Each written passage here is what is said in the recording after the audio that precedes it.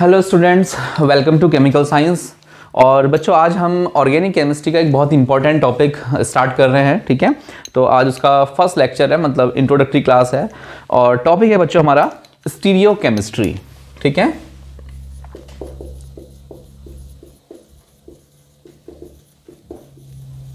Stereo chemistry. ठीक है, तो अगर आप बीएससी, एमएससी या नेट, गेट, जैम किसी भी कॉम्पिटिटिव एग्जाम के लिए प्रिपेयर कर रहे हैं तो बच्चों आपको पता होगा कि ये टॉपिक बहुत इंपॉर्टेंट है। इसके बिना ऑर्गेनिक कंप्लीट हो नहीं पाती है ना। एक्चुअली में ये सेपरेट क्वेश्चंस तो आते ही हैं, प्लस इससे मिक्स्ड क्वेश्चंस भी आते हैं, मतलब कोई रिएक्शन आएगी लेकिन साथ में उसकी स्टीरियो केमिस्ट्री भी पूछी होगी, है ना। अगर आपने एग्जाम दिया है या आप प्रिपरेशन कर रहे हैं तो आपको इस बात का पता होगा। ठीक है, चलिए।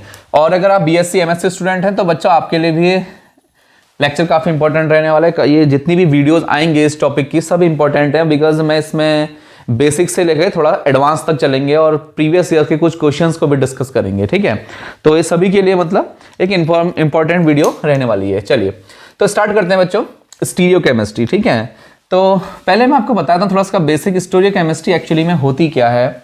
जो बच्चों हमारे 3 डायमेंशनल मॉलिक्यूल्स होते हैं ना, like tetrahedral geometry, you know CH4 molecule है ना। क्या होता है? CH4 मॉलिक्यूल है, इसकी ज्योमेट्री कैसी है बच्चों? टेट्राहेड्रल, लाइक दिस, है ना। और टेट्राहेड्रल ज्योमेट्री क्या होती है? ये तो एक 3 डायमेंशनल ज्योमेट्री है। देखिए मैं आपको बना के दिखाता हूं। ये रहा आपका टेट्राहेड्रल मॉलिक्यूल CH4। तो एक ये क्या है? टेट्राहेड्रल एक 3 डायमेंशनल ज्योमेट्री होती है। आपको कैसे पता 3D है? आप इसको बोर्ड में रखेंगे तो ये बोर्ड से ऐसे एडजस्ट नहीं हो पाएगी। देखो ये बॉन्ड जो है बोर्ड से बाहर निकला हुआ है ना। 2 डायमेंशनल होता तो बोर्ड हमारा 2 डायमेंशनल है तो ये मॉलिक्यूल इसमें फिट हो जाता। यस, लेकिन ये क्या है? ये 3 डायमेंशनल ज्योमेट्री है ना। तो इसको पढ़ने के लिए अब हम इस 3 डायमेंशनल मॉलिक्यूल को 2 डायमेंशनल कॉपी में पढ़ने जा रहे हैं या बोर्ड में पढ़ने जा रहे हैं, है ना। तो उसके लिए हमें कुछ टूल्स की रिक्वायरमेंट होगी। इस ब्रांच को एक्चुअली में हम लोग स्टीरियो केमिस्ट्री नाम दे दिया करते हैं। ठीक है, चलिए, तो ये आपको समझ में आया 3 dimensional study of a molecule. ठीक है, 3 dimensional study of a molecule. चलिए, तो स्टार्ट करते हैं। देखिए बच्चों, थोड़ा सा मैं आपको इसका हिस्टोरिकल बैकग्राउंड बता देता हूं। सबसे पहले ये आई थी बच्चों हमारी 1848 में। ठीक है, 1848 में जो सबसे मतलब कह सकते हो फादर ऑफ स्टीरियो केमिस्ट्री जो थे लुईस पॉस्चर। ठीक है, तो इन्होंने जो है लुईस पॉस्चर ने सबसे पहले इसको 1848 में दिया था। और जो ज्योमेट्री दी थी आपको पता है ना, जो टेट्राहेड्रल ज्योमेट्री थी,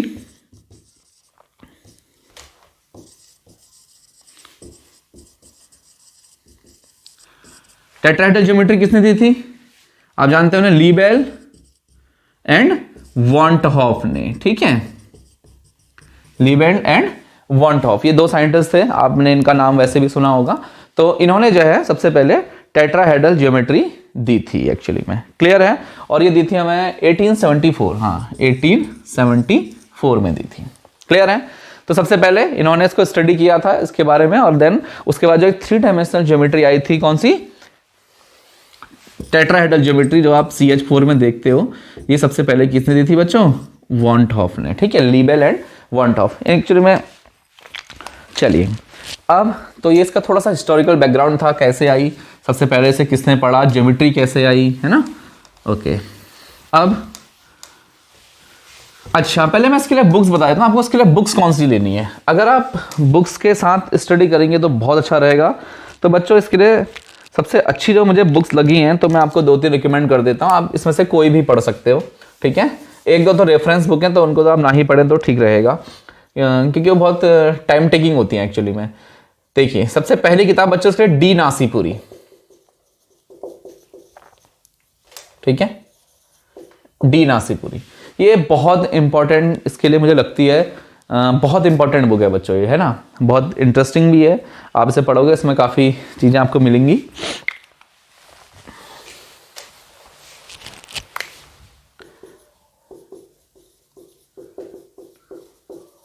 डी नासीपुरी। ठीक है, एंड सेकंड इसके लिए आप पढ़ सकते हो बच्चों PS कल्सी। ये बहुत फेमस बुक है, आपको पता होगा। ठीक है, PS कल्सी, आप इसे पढ़ सकते हो। देन थर्ड इसके लिए जो रेफरेंस बुक है ये EL एलिल, ELLL, ठीक है। तो इसके अलावा भी आप बहुत सारी बुक्स हैं जिसमें जा सकते हो, लाइक ऑर्गेनिक के अगर आप स्टूडेंट हो तो आपको इसमें से कुछ किताबें जैसे क्लेडन है वो पढ़नी है, एज यू नो, है ना, क्लेडन आपको पढ़नी है। और भी बहुत सारी बुक्स हैं, जैसे ऑर्गेनिक की जो बेस्ट बुक मुझे लगती है पर्सनली, मैं आपको क्लेडन रिकमेंड करूंगा, कैरियन सैंडबर्ग रिकमेंड करूंगा, है ना। और बहुत सारी है, जेरी मार्च है, आप इसमें देख सकते हो कुछ कुछ टॉपिक्स, बट ये बुक्स पर्सनल रिकमेंडेड है फॉर स्टीरियो केमिस्ट्री, ठीक है। चलिए अब बच्चों हम देखते हैं कि हमारा बेसिक्स क्या रहने वाला है इसमें, और हम इसमें क्या क्या चीजें पढ़ने वाले हैं। तो सबसे पहले टॉपिक की शुरुआत होती है बच्चों आइसोमेरिज्म से, ठीक है। इसको हटा देते हैं स्टीरियो केमिस्ट्री को। टॉपिक की शुरुआत होती है बच्चों हमारी आइसोमेरिज्म, ठीक। तो आइसोमेरिज्म आप बहुत छोटी क्लासेस से पढ़ते आ रहे हो, है ना। क्या होता है बताइए, देखिए मैं लिख देता हूं,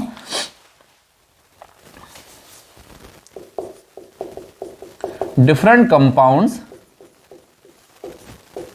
having the same molecular formula, ठीक है। different compounds having the same molecular formula, ठीक है। आपको प्रॉपर दिख रहा है या ज्यादा छोटा बड़ा हो रहा है?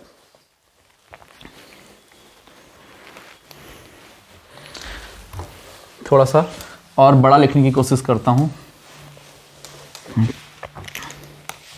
देखिए, different compounds having the same molecular formula are called isomers, ठीक है। Different compounds having the same molecular formula are called isomers, ठीक है। और and this phenomena is known as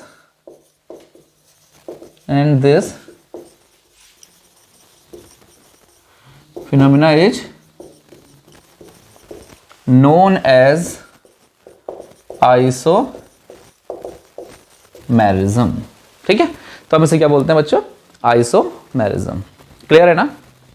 okay देखिए अब थोड़ा सा इसको और डिटेल में जाते हैं।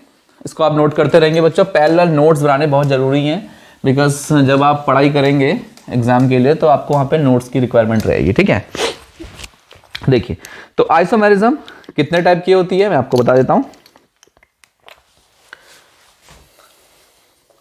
तो बेसिकली जो हम यहाँ पे पढ़ने वाले हैं बच्चों, हम यहाँ पे 2 टाइप्स ऑफ आइसोमेरिज्म को पढ़ने वाले हैं, ठीक है। तो पहली होती है बच्चों आपकी स्ट्रक्चरल आइसोमेरिज्म। स्ट्रक्चरल आइसोमेरिज्म, इसका एक और नाम होता है कॉन्स्टिट्यूशनल आइसोमेरिज्म,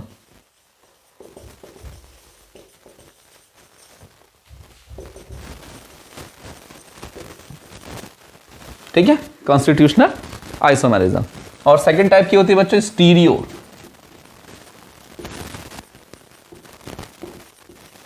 आइसोमेरिज्म, ठीक है। तो आपने इसको तो आप पहले मिल चुके हैं, फिर भी मैं डिस्कस कर देता हूं कौन कौन सी होती है बताइए। मैं आपको 5 टाइप्स की बता देता हूं। सबसे पहले जो होती है बच्चों चेन आइसोमेरिज्म,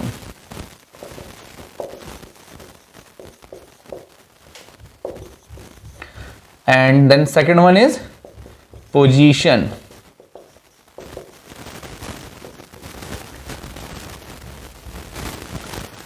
आइसोमेरिज्म, ठीक है। Then third one is functional group isomerism,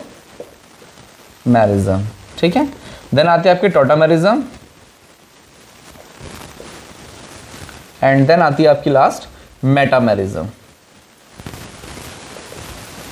ये देखिए, इसको बच्चों आप एलिमेंट्री क्लासेस में भी पढ़ चुके हैं। अगर आप याद है 11th 12th में हम लोग इसको पहले पढ़ चुके हैं। क्लियर है ना?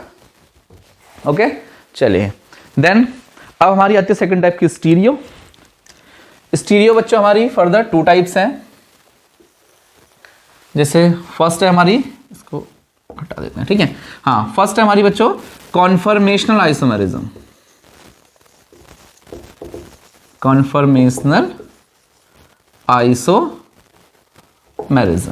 ठीक है। And then second one is configurational isomerism. Configurational isomerism, ठीक है। देन कन्फर्मेशनल क्या होती है, चलिए इसको थोड़ा सा समझ लेते हैं बच्चों। देखिए ये स्टीरियो आइसोमेरिज्म है। अच्छा देखो, स्ट्रक्चरल आइसोमेरिज्म में क्या है, मॉलिक्यूलर फॉर्मूला आपका सेम रहने वाला है, बट कंपाउंड के स्ट्रक्चर्स क्या होंगे, अलग अलग होंगे। स्ट्रक्चर्स मतलब कनेक्टिविटी, है ना। स्ट्रक्चर समझते हैं ना आप लोग, बॉन्ड के जो कनेक्शंस होते हैं ना, इस एटम का इस बॉन्ड, इस पर्टिकुलर एटम के साथ जो कनेक्शन है, बॉन्ड है, विच में भी सिंगल, डबल, ट्रिपल, है ना, कुछ भी हो सकता है। तो इसे क्या बोलते हैं, structural isomerism. Molecular formula is same but connectivity will be different. Clear है। एंड देन ये इसके टाइप्स हैं। एंड सेकंड होती है स्टीरियो।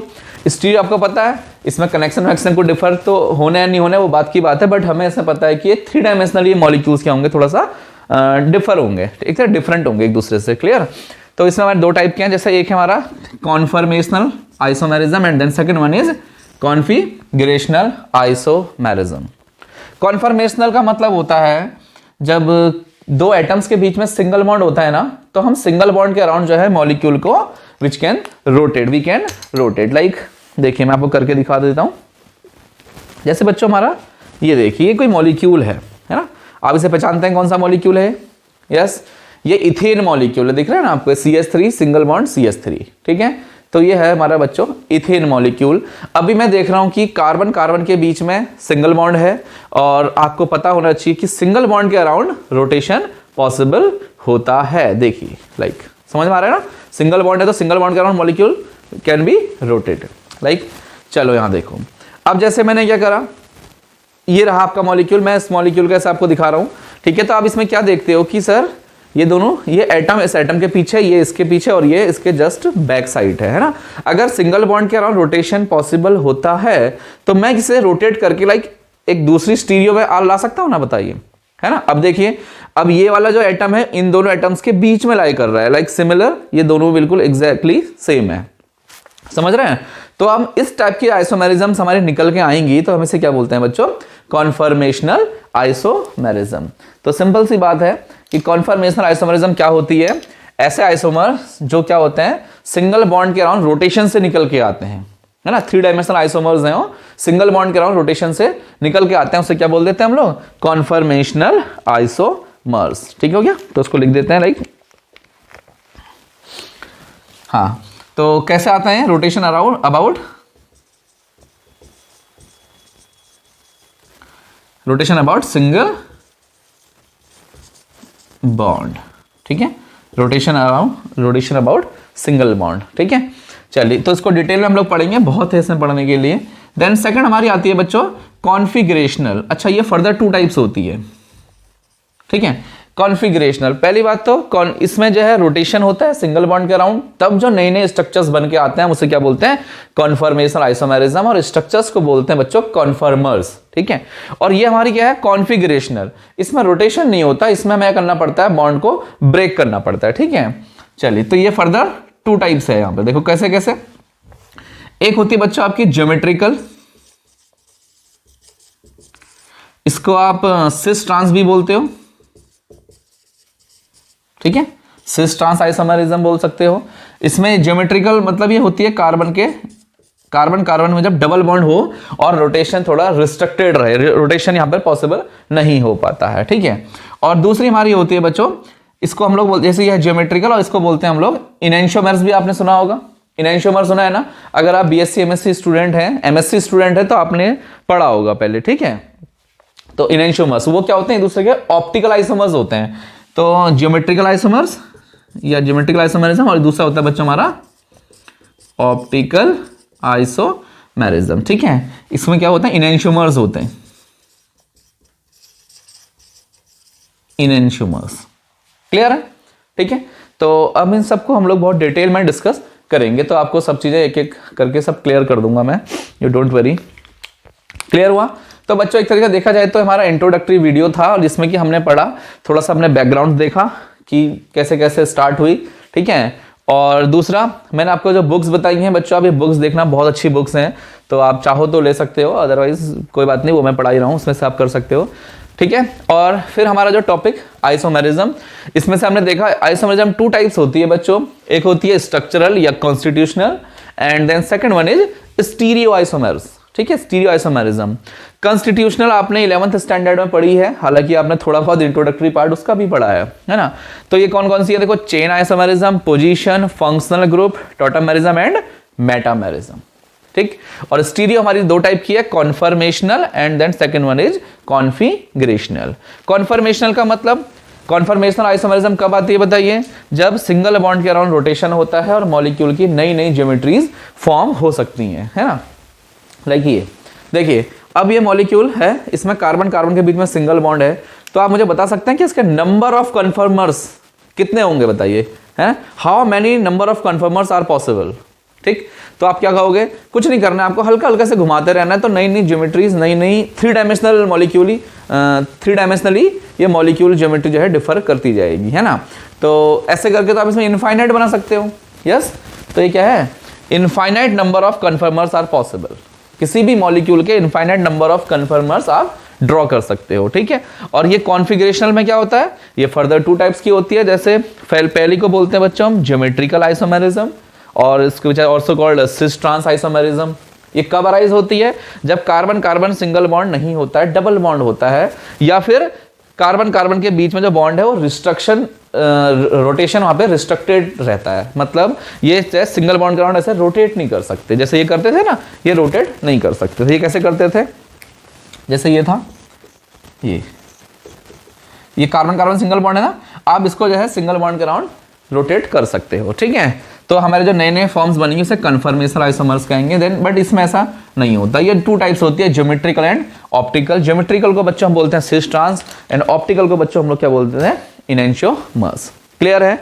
तो ये खाली आपका इंट्रोडक्शन था, मैंने अभी आपको, अब मैं इसको जो नेक्स्ट टॉपिक्स आएंगे बच्चों, नेक्स्ट लेक्चर्स आएंगे, तो इसमें हम 1 बाय 1 पहले इन सबको कवर करेंगे, देन हम अपने स्टीरियो वाले पार्ट में मूव करेंगे, ठीक है।